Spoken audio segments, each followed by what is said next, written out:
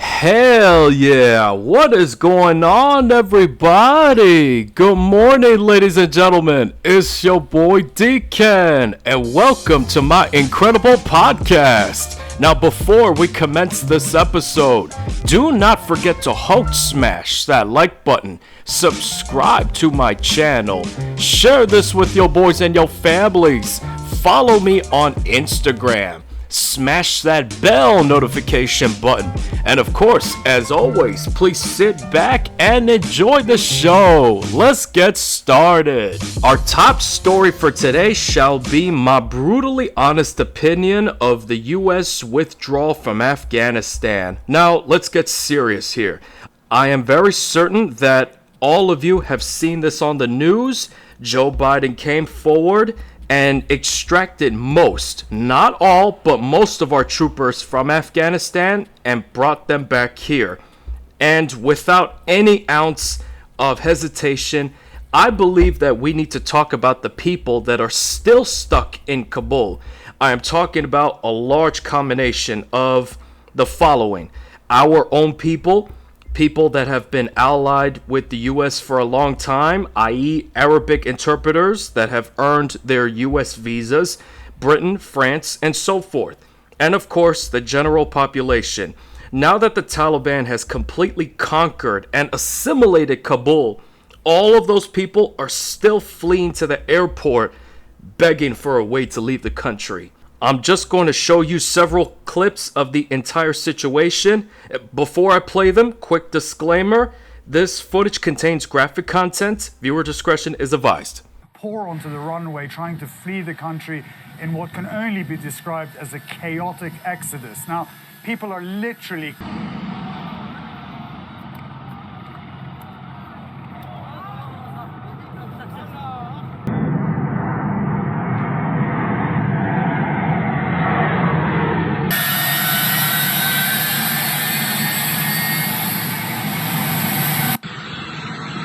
We really don't have a president seemingly aware and capable of leading. As we continue to work the logistics of evacuation, we're in constant contact with the Taliban, working to ensure civilians have safe passage to the airport. The U.S. government cannot ensure your safe passage to the airport.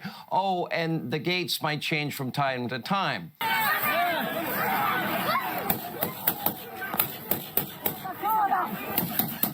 Now, where do I start? I couldn't help but call my dad up and ask him for his opinion. He does believe that more than enough of our people have died in that war. We've been fighting over there for at least 2 decades. Now, let's not forget, it all goes back to 9/11. They attacked us. They took down the World Trade Center. And keep this in mind, I was in kindergarten when this happened. When this incident occurred, I remember vaguely that I was in class, I was in school doing my assignments in class, and then we heard the fire drill go off. The school staff escorted us outside of the school. So we go outside and we see our parents waiting for us. They hugged us as tight as they could. They brought us back home from school, but they did not tell us what happened earlier that day. They chose to keep it a secret between themselves, and they did not tell us what happened in the city. And it's understandable. We were too young for that. And then years down the road, we eventually saw the story on TV, and that's when our parents came clean with us and told us what really happened. And if memory served me correctly, I was around 5-6 years old when that happened. Now, 9/11 was when it started. Then the US began to infiltrate the Middle East to find everybody responsible for that attack. Eventually, the US took down bin Laden back in 2011, but the war was still continuing. Now look where we are. We are in 2021, and Biden decided to pull out his troops. He decided to end a 2-decade war and finally get as many troops out as possible. But here's the bad news. Some of our own people got left behind. Now let me ask you this. Let me ask you a series of questions. What the fuck happened to No Man Left Behind? because our so-called commander-in-chief is supposed to abide by that principle. So how could you possibly mess this up? To you, Joe Biden, I say this. You left some of our people behind. You left some of our allies behind to dry and rot on their own. You left the whole arsenal. I'm talking about billions of dollars full of weapons and armors, equipment that we owned, ranging from ARs, SRs, SAPI plates, night vision goggles, Humvees, all sorts of goodies. You left tons of equipment behind, and you expect them to believe that you, Joe Biden, will bring them home. All of those Taliban fighters are now equipped with our weapons. Matter of fact, they are disguised as one of us by wearing our uniforms and our flak jackets and our Kevlar helmets and our weapons, and you expect all of our allies to forgive you. Let me be clear. Any American who wants to come home, we will get you home. Question: how the hell are you going to be able to get them home? You can't even ensure a safe passage to the airport for all of the innocent civilians over in Kabul. So how do you hope to extract our people out of that hellhole? Let's take a look at what has happened so far in the airport. We know that as of last night, the U.S. military had flown around 500 embassy personnel out of the country. They're working up to a capacity of several thousand out per day, but they won't have that capability for a few days to come. No one's being killed right now. God forgive me if I'm wrong about that, but no one's being killed right now. So, Joe Biden, let me ask you this. How do you explain that? You may have heard of the saying, every action has a reaction. You chose to withdraw our troops because you believe that we fought in this war for too long and we spent too much money. The reason why we were spending a lot of money in this war is because we needed to find the people who attacked us and hold them accountable. These civilians were literally hanging onto these aircrafts like zombies in the film World War Z. They were hanging onto the aircrafts as their lives depended on it because they were trying to get away from the fucking Taliban.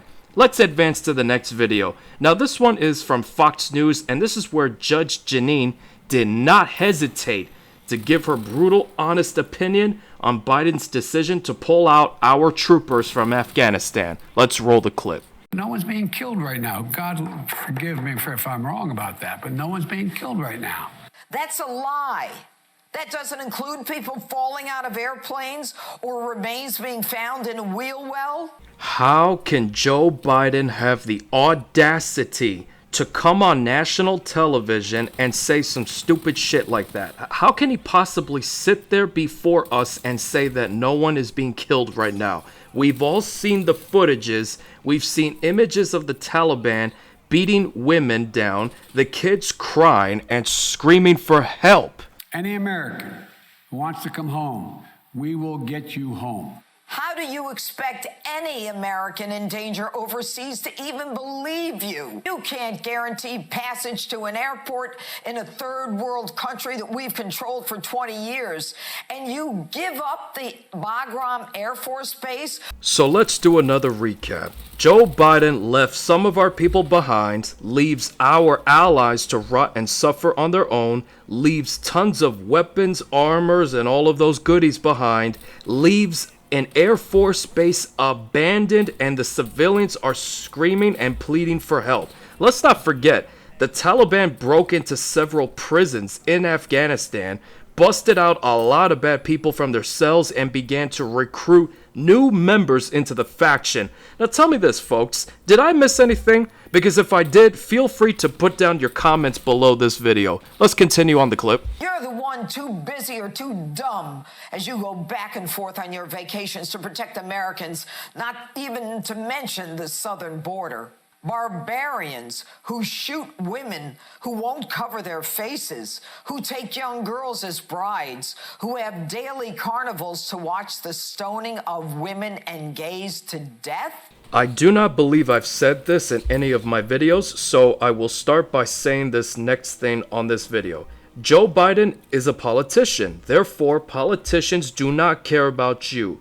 They do not care about the nation's troops. They only care about their own interests. Like, y'all need to understand the basics of what cliques are, okay? Politicians protect themselves and only themselves. They just want your vote so that they can stay in office and get their lifetime pension bumped up. That's the way they do business.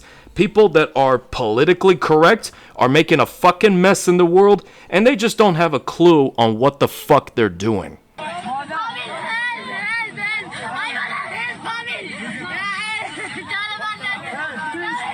When I first saw this clip, my veins started to boil. I started to get furious at our president because, like I said earlier, how can he have the nerve to sit there in that chair and say to us on national television, no one's being killed right now. God forgive me if I'm wrong about that, but no one's being killed right now.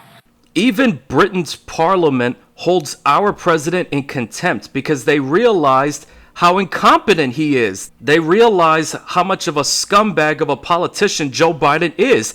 Even NATO does not sanction or support Biden's decision. Hey, stupid. The UK Parliament condemned the United States, holding Joe Biden in contempt for the debacle in Afghanistan, while the Brits and the French, stunned at the unilateral withdrawal by the United States without even an email. The Brits, the French, the Germans, the Dutch, the Aussies, they're not there because they were attacked.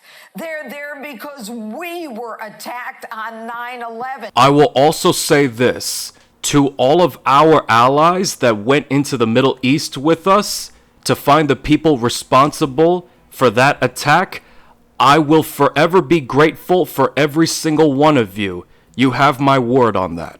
And yes, like I said earlier, that's where it all started. It gave us every right to go into the Middle East and find the people responsible for that attack.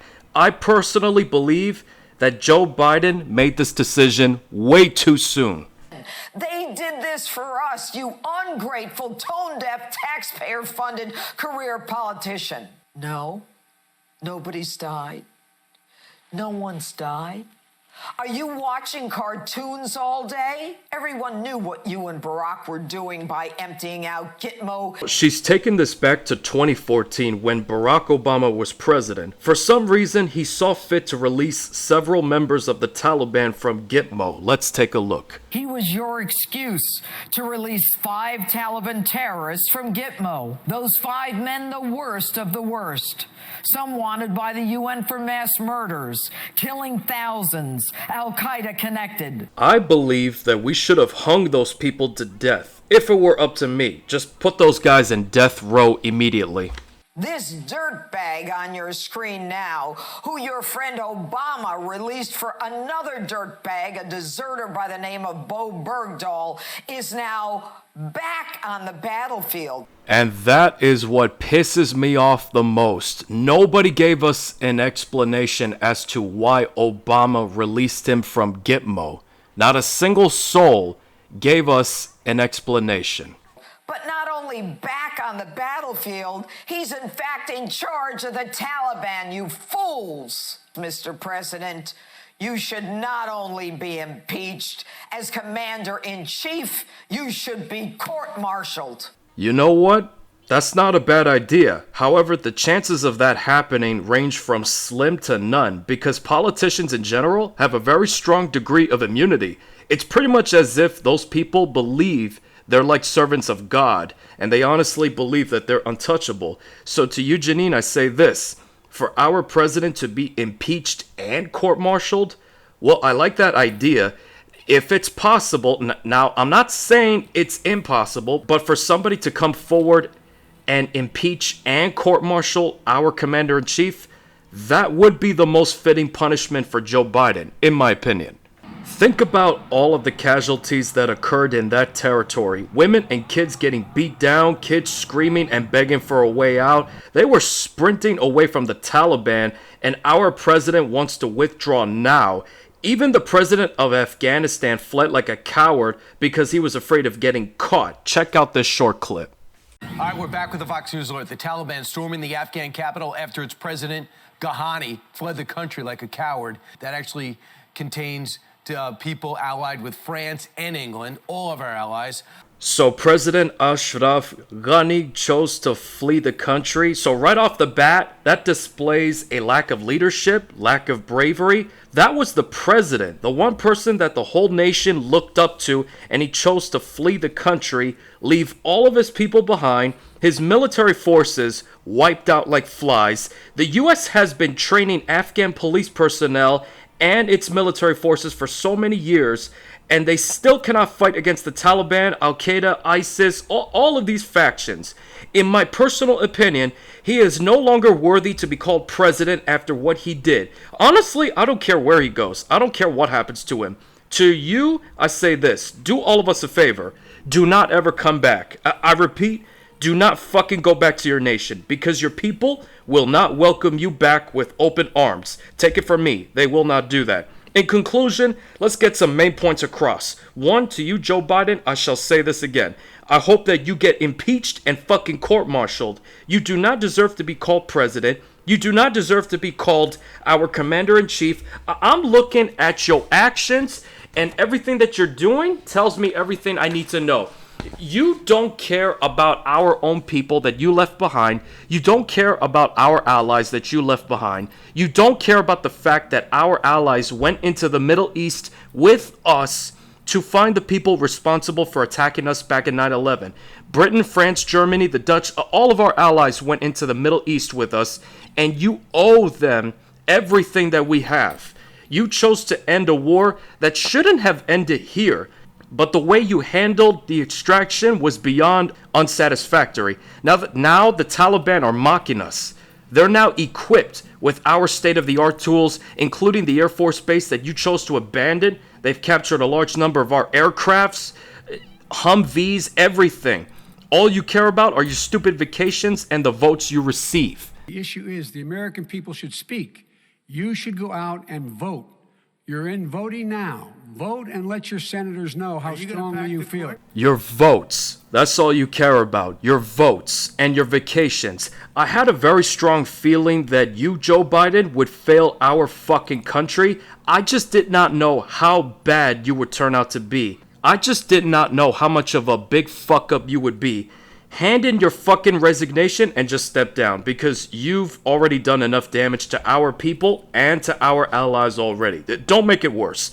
2, this is to everyone that is currently stuck trying to get out of Afghanistan, i.e. every single American that is stuck in there, all of our allies that include translators, cooks, and everyone that has worked with the U.S. government to earn their own visas, and the general population of that country.